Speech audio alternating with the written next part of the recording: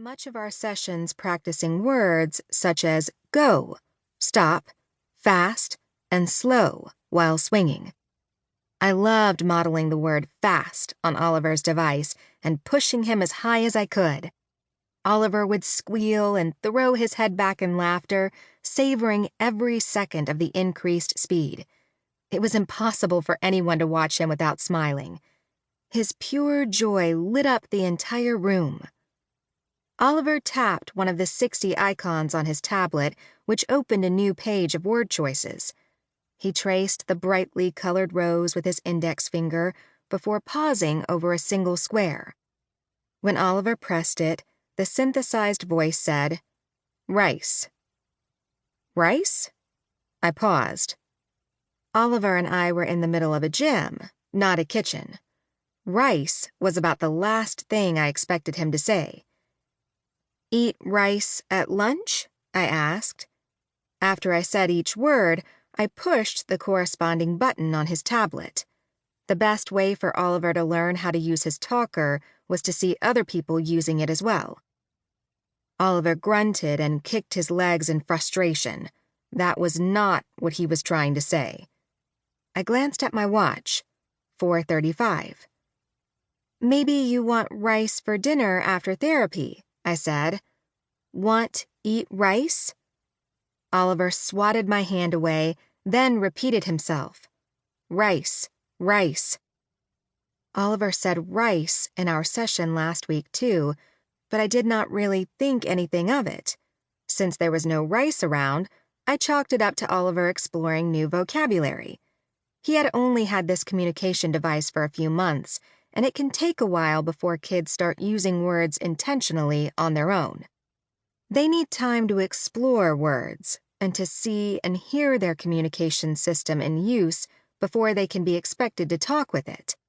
It's like how babies need to hear people using language for a whole year before they start saying words on their own. Now that I knew Oliver saying rice was not an isolated occurrence, I modeled everything I could think of that was related to rice. I used Oliver's device to try a variety of phrases. Was Oliver trying to tell me he was hungry and wanted to eat rice? Was he trying to say he liked rice? What if he hates rice and was trying to tell me it is bad? I modeled rice good, rice bad, like eat rice, all done eat rice, Oliver eat rice, school eat rice, everything I could possibly think of. Each time I tried a new phrase, I paused to assess his reaction. Oliver understood much more than he could say. His receptive language skills were significantly greater than his expressive language skills. If I said the right phrase he was trying to communicate, he would get excited. It reminded me of how I felt when trying to say a word in French years after I learned it in high school. If I read the word or heard someone say it, I would know what it meant. But it was so much harder for me to come up with the word on my own. That's because my French receptive language skills were much higher than my French expressive language skills. Oliver ripped his headphones off and threw them to the ground. He rattled the swing, knocking my clipboard off it while grunting. It's okay. We're okay. You sound mad, Oliver," I said. I held the device in front of him and modeled mad.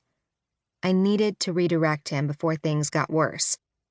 The fastest way to do that was to start swinging.